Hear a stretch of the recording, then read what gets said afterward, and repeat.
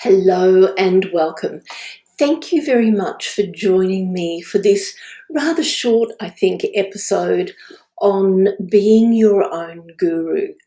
Now, so many people, I don't know if you've noticed this or whether this is just me, but so many people seem to put their power out there onto others, either literally a guru or, a yoga teacher or a particular pathway, a style of meditation.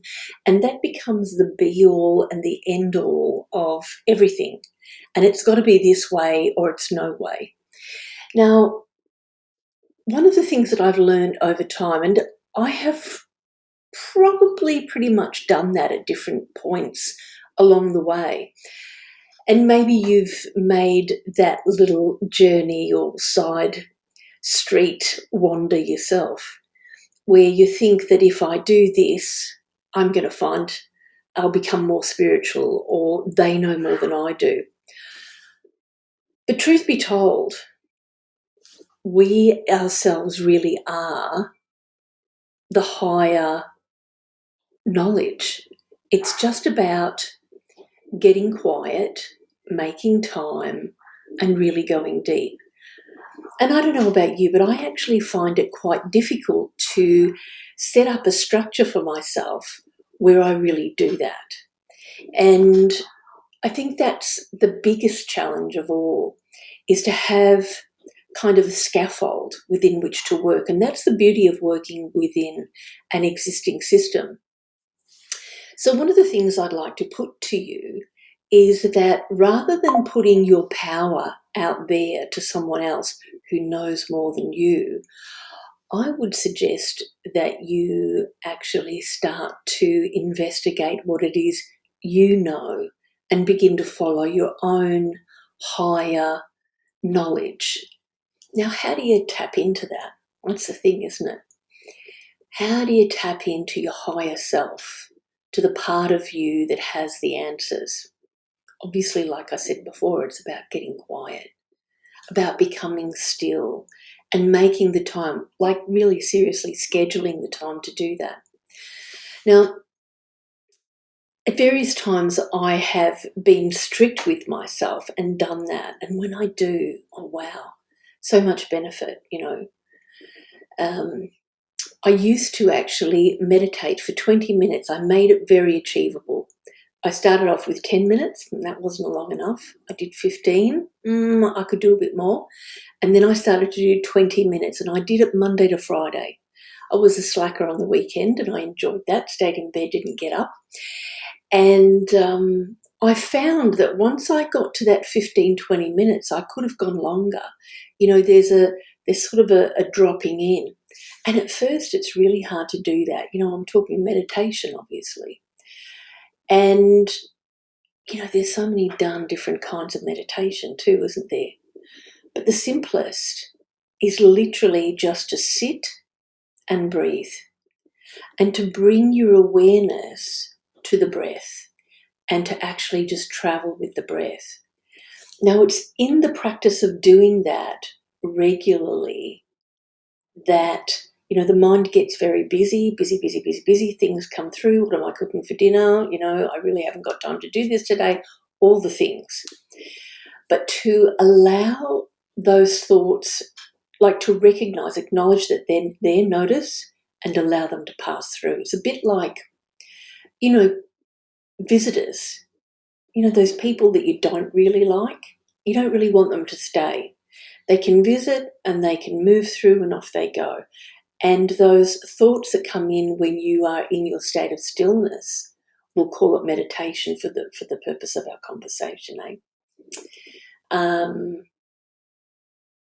when we're in that state, we're learning to quieten ourselves. We're training our minds to become still, to create a sacred space that becomes natural and normal and known to us. Because it's over time, as we do that, then it is possible for us to tap in quite easily to that higher self. Because when you sit there in silence, in stillness, rather, silent stillness, we can be silent and not be still up here, but eventually they do come together. We have to be diligent, and stay the distance. That's the gig, to stay the distance.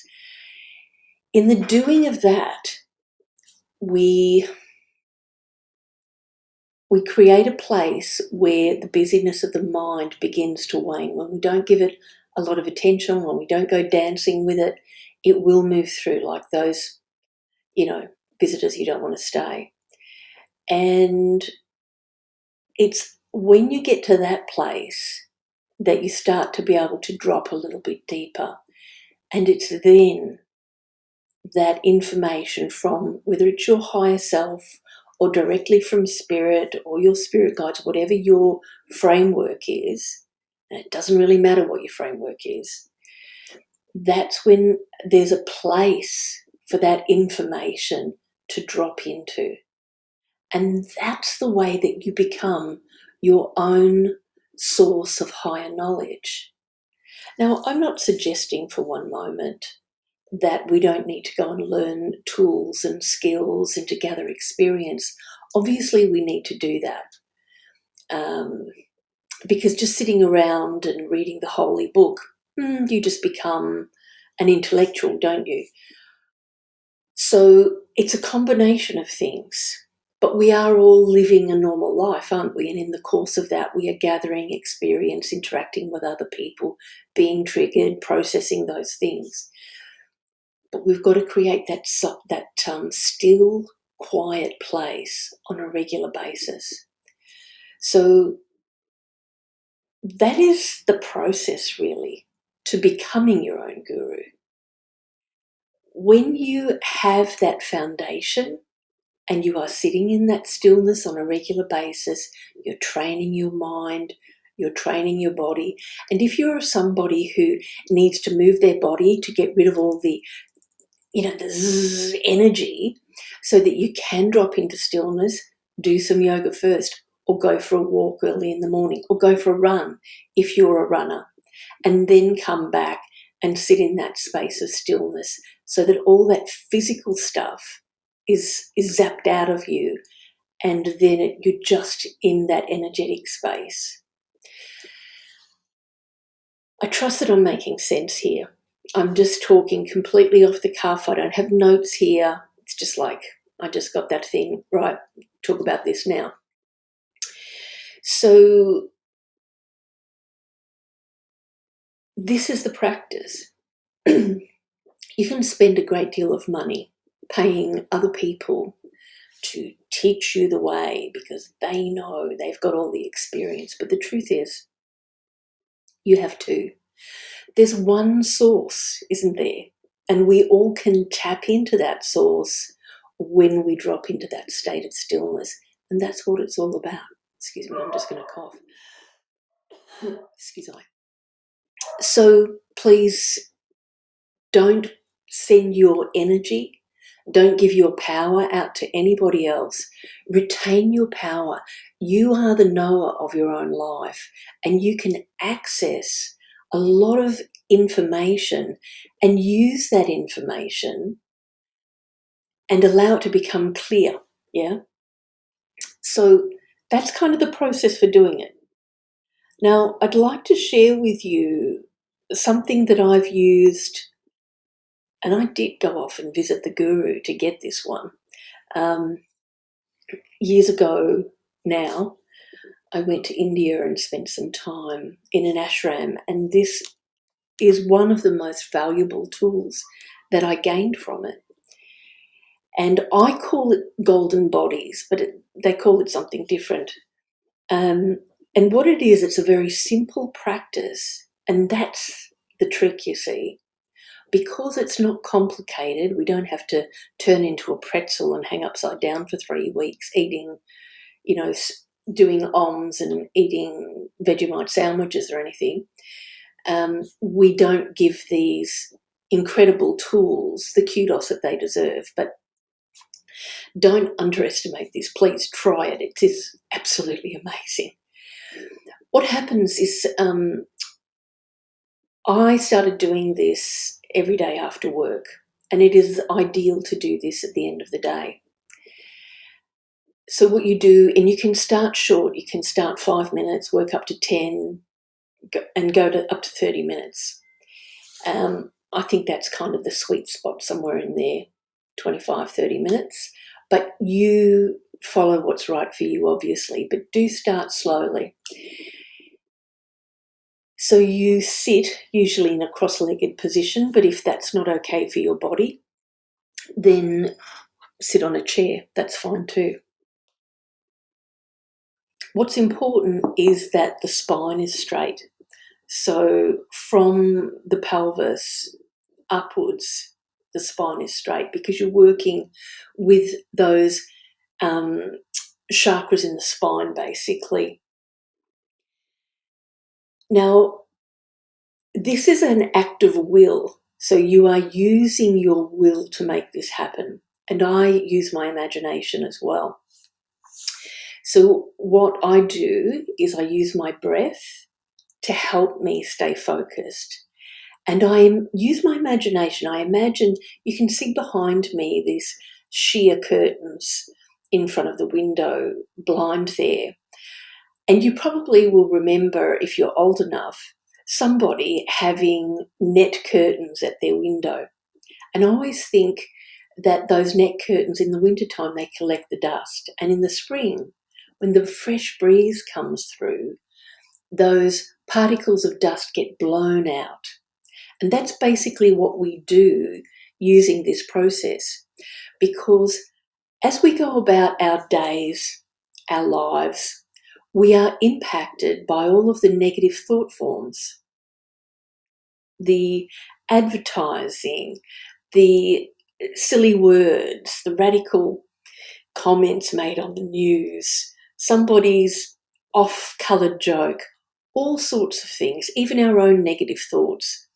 So all of those things act like sticky notes sticking onto our body.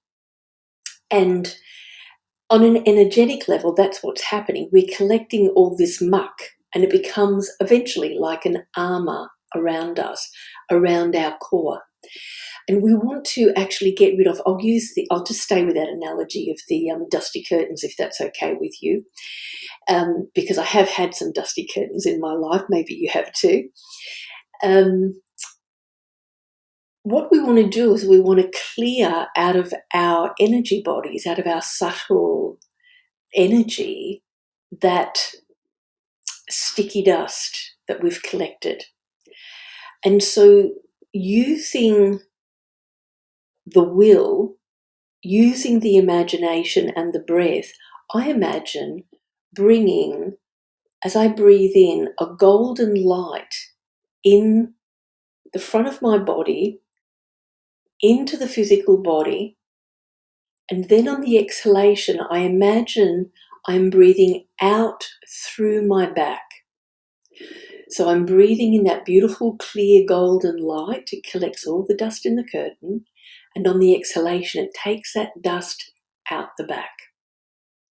So what we're doing, using the conscious will, the breath, and our imagination, we're bringing in this beautiful golden, high vibe energy, and we're using it to collect all that negativity, all that junkola, and send it out through the back. Now, you might like to imagine it going out the back like a dark, oily smoke, or just like dust from the curtain. And as you do this over a period of time, even in your initial sitting, you'll find that you really have to pay attention and concentrate to do this. But as you do, the longer that you do it for, you may find, and this will happen more as you continue with the practice, as time rolls on in each sitting, you'll get a sense of lightness. Now, you think about those dirty curtains that have been hanging up all winter. At first, there's a lot of dust in there, isn't there? And so at first, it takes a bit to notice the difference. So it's that regularity and doing it for a period of, like, regularly all the time. And you'll get to a point where eventually you'll get to a point where you're only dealing with the most recent negativity. And you start to get brighter and shinier and you feel lighter. It is a really amazing process. It's a beautiful process to practice. So what have I talked about? I've talked about you being your own guru, not giving your power away to someone else, still learning, gathering tools and information that you can use, sitting in a state of stillness so that information from your own higher self, your spirit guides, or source itself can drop in to this beautiful space, sacred space that you've created through the practice of sitting in stillness. Now, I like to do that in the morning. And because the mind is empty then, it's not full of the busy day, and it's easier. And if you can get up before the day breaks, even better. If that's not you and you're a midday meditator, that is fine. But that is a practice. This is going to get you into a place where you can access that knowledge. And to make that work even better, use that golden bodies process at the end of the day so that you're clearing any negativity. Those two practices used together will actually put you into a genuine space where you do become your own guru. You become the source of knowledge, of spiritual knowingness. So I encourage you to test this for yourself. Don't trust what I'm saying. Test it and give it a good, 6 weeks. Monday to Friday. You don't have to do it Saturdays and Sundays, but really give it a good go. And if you want to be a 7-day-a-weeker, do that. But really quite fantastic. Do not give your power away to others. Your power, your knowledge, your spirituality belongs to you, and it is yours to care for and to use. So keep it real, and I'd be interested to hear how you find this process if you actually try them out. Okay, thanks for your time.